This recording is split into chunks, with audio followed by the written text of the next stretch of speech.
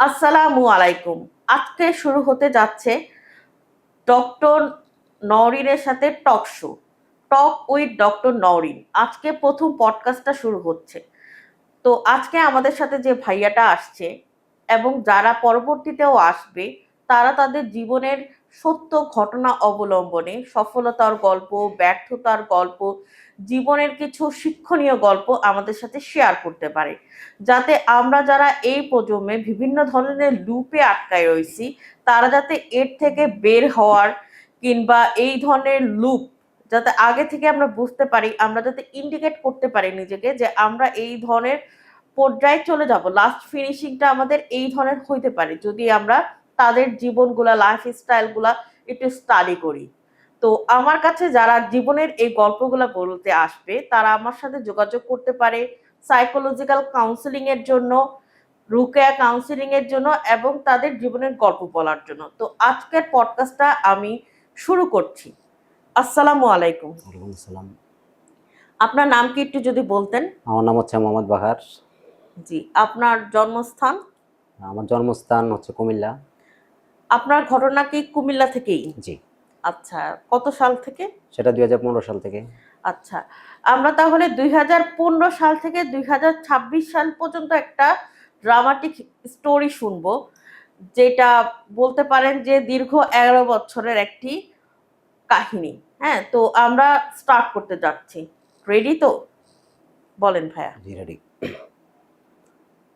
আমার গল্পটা মূলত শুরু হচ্ছে 2015 সালের মাঝামাঝিতে গিয়ে কণিকা নামের এক মেয়ের সাথে আমার রং নাম্বার পরিচয়। তার সাথে পরিচয় হওয়ার যেটা ছিল, সূত্রটা ছিল এটা: আমি একটা পরিবহনে চাকরি করতাম। সেই পরিবহনে একটা ড্রাইভার ছিল আমার গাড়িতে, আমার সাথে একটা চাকরি করতো। তো উনি আমার একটা নাম্বার দিছিল। নাম্বার দিয়ে বলছিল যে ওই মেয়ের সাথে যদি আমি কথা বলতে পারি এবং ওকে যদি আমি ওর বাসা থেকে যদি বাইরে কথা করতে নিয়ে আসতে পারে, তাহলে সে আমার 5,000 টাকা পুরস্কার দেবে। ওকে, এখানে প্রায় হয় ছেলেদের মধ্যে যে ওরা ডিলিং করে। হ্যাঁ, একটা সার্কেল থাকে আমাদের সোসাইটিতে, যারা বলে এই তুই যদি ওই মেয়ে পটাইতে পারিস তাহলে তোকে এই দিব। এই ধরনের একটা হয় স্টুডেন্ট লাইফে, অনেকেই এই ছেলেরা ছেলেদের ফ্রেন্ডদের সাথে এই ধরনের বাজি বলেন, বেট বলেন লাগে। তো এই থেকে দেখা যায় যে অনেকেই সত্যিকার ভাবে তাদের সাথে অ্যাফেয়ারে জড়িত হয়ে যায়, কিংবা অনেকে দেখা যায় যে একটা ফলস ইমোশন ক্রিয়েট হয়। তো এই জিনিসগুলো আমাদের যারা কলেজ লাইফে আছে তারা রিলেটেড করতে পারবে, কিংবা আমার মতো যারা কলেজ লাইফ পার করছে কখনো, তারা তারা রিলেটেড করতে পারবে যে এই ধরনের ঘটনাগুলো অহরহ হচ্ছে। হ্যাঁ, তো এই ধরনের একটা ঘটনা অবলম্বনে আমরা শুনবো যে এর পরবর্তীতে ভাইয়ার কিভাবে রিয়েল ইমোশন অ্যাড হয়ে গেছে। তো ভাইয়া তারপর বলেন। তো ওই মেয়ের সাথে যখন আমি রং নাম্বারে কথা বলি, কিছুদিনের মধ্যে ওর প্রতি আমি পুরো আসক্ত হয়ে পড়ি এবং সে আমার প্রতি মানে আসক্ত হয়ে ফোনে পড়ে। কথা বলতে জি, বলতেই আপনি তার মধ্যে রিয়েল ইমোশনটা গ্রো জি। করেন। দুজনের মধ্যে দুজনকে ছাড়া কিছু বুঝি না। দুজন দুজনকে ভালোবাসা শুরু করে দিলাম। তো এরপরে এটা কিছুদিন পরে মোটামুটি কতদিন হয়েছে কথা বলার? এটা হচ্ছে প্রায় 1 মাস খানিকের মতো। ১ মাসের মধ্যেই আপনাদের ফিলিংস গ্রো হয়ে যায়। জি, মানে এটা ২০১৫ কথা তো? 2015। আচ্ছা, ওকে।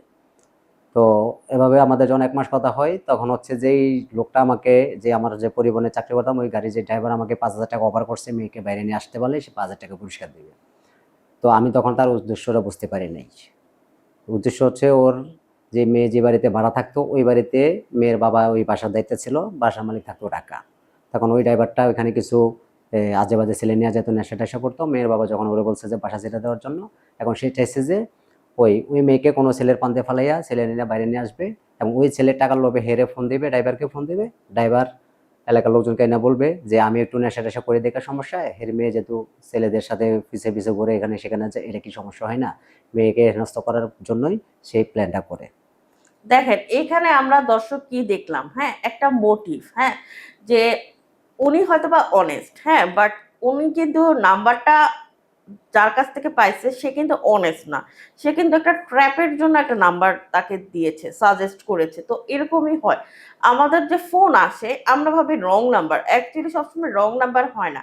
এটা মাল্টিপল ছেলেদের একটা প্ল্যান থাকে কিংবা গ্রুপ থাকে, আমরা এটা সম্পর্কে জানি না। দেখা যায় যে একজন ফোন দিতেছে, তার সাথে অ্যাফেয়ার হইতেছে, তার সাথে ফিজিক্যাল হইতেছে। দেখা যায় তার গ্রুপেরই আরেকটা ছেলেকে যখন শেয়ার করে, সে আবার ফোন দেওয়া শুরু করে। ছেলেরা কিন্তু এই দিক দিয়ে মেয়েদের থেকে খুবই বেশি ওপেন, এবং এরা নাম্বার পাসিং, এবং এই চক্র কিন্তু সবসময় চলতেই থাকে। এটা এমন না যে গ্যাংস্টার, এটা এমন না যে রবারির সাথে যারা রিলেটেড কিংবা ধরেন যাদের নেচার খারাপ, এটা তারা ফাইজলামি ফ্র্যাঙ্ক করেও করে। হ্যাঁ, তো এই ধরনের জিনিসগুলো হয়। তো আমাদের উচিত কারো ফোন নাম্বার পাইলে, কোনো ফোন আসলে একদম অধিক ইমোশন না নিয়ে একটু জাস্ট ক্ল্যারিফাই করতে, কিংবা আশেপাশে দেখতে যে কেউ কি এরকম শত্রুতার কারণে ফোন দিচ্ছে কিনা, কিংবা কি কারণে। কারণ একটা মানুষের নাম্বার যতটাই অ্যাভেলেবেল হোক, একজন শুধু শুধু কেউ কাউকে সময় দিবে না। সময়টা খুবই মূল্যবান। কেউ আপনাকে ফোন দিচ্ছে মানে তার জীবনের একটা সময় দিচ্ছে। হ্যাঁ, তার মানে অবশ্যই তার একটা মোটিভ আছে। হ্যাঁ, সেই মোটিভটা না জেনে বোকার মতো ইনভলভ হওয়াটা কখনোই উচিত না। ওকে, ভাইয়ার স্টোরিটা আমরা শুনবো। তারপর হচ্ছে আমি কিছুদিন পরে যখন ওই ড্রাইভারের কাছ থেকে একজনের সাথে কথা বলতেছে একটা দোকানে বসে, আমি শুনতে পারি যে আমি আমার গাড়ির সুপারভাইজারকে বলছি ওই মেয়েকে পটায় নিয়ে আসার জন্য। তখন হচ্ছে আমি যখন সে নিয়ে আসবে টাকার লোভে আমাকে তো অবশ্যই ফোন দেবে। তো সেক্ষেত্রে হচ্ছে আমি এলাকার মেম্বার সারমানকে ডেকে নিয়ে আসবো, তখন মেয়ের বাবাকে একটু হেনস্থা করবো, মেয়েকে একটু হেনস্থা করবো। তো এখন আমি এই বিষয়টা যখন জানতে পারি, জানার পর হচ্ছে আমি ড্রাইভারের কাছ থেকে একটু দূরে সরে যাই এবং ওনার সাথে থেকে ডিউটি ছেড়ে দিই। উনি যখন আমার ফোন দিয়ে এই বিষয়টা জিজ্ঞাসা করে যে ওর সাথে কথা হয়নি, আমি বলছি এতদিন কথা হয়েছে, তবে এখন আর ওর সাথে আমার কোনো কথা হচ্ছে না, সে আমার নাম্বার ব্লক করে দিচ্ছে। ব্লক করে দেওয়ার পর হচ্ছে ওর সাথে আমার কোনো যোগাযোগ নেই, কিন্তু এর দিক দিয়ে আমাদের ওর সাথে আচ্ছা, কিন্তু কোনো মানে রিলেশনটা খুব আরো গভীর হয়ে গেছে। ওকে। এই ঘটনাটা কত 2015তেই? জি, এটা 2015 সালের শেষে দিয়ে। শেষের দিকে, মানে অলরেডি আমরা 1 বছর শেষ করে ফেলছি, 16র দিকে আমরা আমাদের যাচ্ছি। গল্পটা শুরু হয়েছিল আপনার 2015 সালের মাঝামাঝি থেকে, আমি আচ্ছা, শেষ অলরেডি আমরা পর্যায়ে। তাহলে 6 মাস পার করে ফেলছি, যে যখন আপনাদের ব্লক সিস্টেম শুরু হয়ে গেছে, মানে মান অভিমান। দর্শক, এখন তাদের জীবনে শুরু হয়েছে মান অভিমান। এরপরে কি হয় আমরা দেখবো। এইসব প্যাটার্ন একটা রিয়েল স্টোরিতে থাকবেই, যে অ্যাফেকশন থাকবে, মান অভিমান থাকবে, যদি রিয়েল গল্প হয়। আর যেসব ইমোশনে মান অভিমান, ঝগড়া, ব্লক না থাকে, আমরা ভাবে ব্লক করা মানে অনেক বিশাল কিছু। অ্যাকচুয়ালি ব্লক থাকবেই, রিয়েল স্টোরিতে ব্লক থাকে। ওকে, দেন আমরা শুনবো। তো আমাদের মধ্যে একটা মান অভিমান চলছে, আবার সেটা কিছুদিনের মধ্যে কেটে গেছে। কেটে যাওয়ার পর হচ্ছে আমরা দুজন এমন ভাবে চলাচল মানে এমন ভাবেই কথাবার্তা বলতেছি যে বিয়ে হলে আমরা, বিয়ের পরে ছেলে মেয়ে হলে ছেলে কি নাম রাখবো, মেয়ে কি নাম, এই ধরনের মানে এই আমরা পর্যন্ত এগুলা। আপনাদের গড়ায় গেছে যে আপনারা হইলো বিয়ে পর্যন্ত, বিয়ের পরে নাম, মানে ইমোশনটা অনেক বেশি পিওর হয়ে গেছে। এর জি মধ্যে কি দেখা করছিলেন আপনারা? জি, এর ভিতরে হচ্ছে ওর সাথে আমার একবার দেখা হয়েছে। ওর সাথে একবার দেখা হয়, যখন ও আমার ফোন দিয়ে ওর বাড়ির ঠিকানা জানতে পারি, তখন হচ্ছে সে আমাকে বাড়ির ঠিকানা বলে। আমি তখন তাকে আমার নির্দিষ্ট যে ঠিকানা সেটা না বলে, আমি আমার যে অরিজিনাল নাম সেটা না বলে তাকে অন্য একটা নাম বলছিলাম, এবং আমি বাড়ির জায়গায় অন্য ঠিকানা বলছিলাম। তো সে যেন বুঝতে না পারে যে যেহেতু সে কুমিল্লা আছে, আমিও কুমিল্লা থাকি। এখন ও যদি প্রথম প্রথম যদি ওর নাম বলে দেয়, আমি যদি ওর বাসায় গিয়ে উঠি বা অন্য সমস্যা করি, এজন্য প্রথমে ওর নাম বলে নাই, ঠিকানা বলে নাই। তো পরবর্তীতে হচ্ছে আমি সে যখন আমি অন্য জায়গায় কথা বলাতে সে যখন তার ঠিকানা বলছে, আমি একদিন তার ঠিকানা অনুযায়ী চলে যাই এবং ওইখানে গিয়ে ওর সাথে দেখা হয়। তো ওর সামনে দিয়ে যাই, ওর সাথে একটু দূরে গিয়ে আমি ফোনে কথা বলি, সে বুঝতে পারে না। তখন আমি ওরে জিজ্ঞেস করলাম যে তুমি আজকে কি করতেছো, এখন কি করতেছো? সে বলতেছে যে আমি যে বাসায়। আমি কই তুমি আজকে লাল জামায় একটা লাল জামায় গা দিয়ে রাখছো, তারপরে ডান হাতে মোবাইল রাখছো, মোবাইল রেখে কথা বলতেছো। তখন সে বললে যে তুমি কিভাবে জানলা, তুমি তো থাকো ফেনী, তো এখন এখানে কিভাবে জানলা তুমি? আমি তো মনের টানে এটা জানতে পারছি। অথচ আমি তার সামনে, সে আমার দেখতে পারে নাই, বুঝতে পারেন যে আমি। তো এইভাবে হচ্ছে ওর সাথে ওদিন চলে আসলাম। পরের দিন আবারও সেম কাহিনী, ওর সাথে আবার গিয়ে দেখা করে আসি। তখন ওরারে আমি ওর সামনাসামনি যাই, ও আমার দেখে, আমি ওরে সরাসরি দেখি। দেখা হওয়ার পরে আমাদের রিলেশনটা আরো গভীর হয়।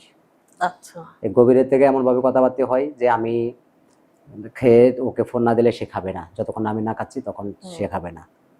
তো ও আবার না খেলে আমার ছাড়া, মানে আমার ছাড়া ও খাবে না, আমি খেলে ও খাবে, আর ও খেলে আমি খাবো। এভাবে দেখা গেছে আমরা অনেকদিন দেখা গেছে দুপুরে খাবার আমরা রাত্রেও খাই না, একজন একজনের জন্য বসে থাকি, এভাবে খাওয়া হয় না। মানে এইটা কি রিয়েল ভাইয়া, জি, যে এটা হচ্ছে real। আপনি সত্যিকারে খাচ্ছেন না, নাকি খেয়েই বলতেছেন যে আমি খাইনি? মানে এটা তো হয়। কখনো কখনো খেয়েও মানে সময়ের জন্য ব্যস্ততার কারণে সব সময় খাওয়া হয় না। তো তখনও বলি, আর যখনই বলি তখনও বলি যে না এখনো খাই নাই। কিন্তু এইদিকে দর্শক, ছেলেরা কিন্তু অনেক দুষ্ট হয়। ওরা খায়া দেয়, বলে কি যে আমি তো খাই নাই। হ্যাঁ, কিন্তু ভাইয়া যেহেতু বলতেছে, তাইলে আমরা বিশ্বাস করতেছি। ওকে, তারপর বলেন। মাঝে মধ্যে এমন হয় যে কখনো আমি খেয়েছি, খেয়ে ওরে বলছি যে তুমি না খেলে খাবো না, আবার দেখা গেছে ও ওই আগে খেয়ে বলছে যে আমি খেয়েছি, খাই নাই, তুমি না খেলে খাবো না। এভাবে চলতেছে। যাও, এখন হচ্ছে সেও আমার বিশ্বাস করতো, আমি ওরে বিশ্বাস করতাম। তো এইভাবে হচ্ছে আমাদের প্রায় 3 থেকে 4 মাস চলে যা। 2015 গিয়ে 2016 আসছে। 2016 সালের মধ্যে আমাদের এখন হচ্ছে আর ওই দুইবারের যে দেখা হয়েছে আর কোনো দেখা সাক্ষাৎ তার সাথে কারো দেখা নাই। 16তে কোনো দেখা হয় নাই। না, এরপরে আর কোথাও দেখা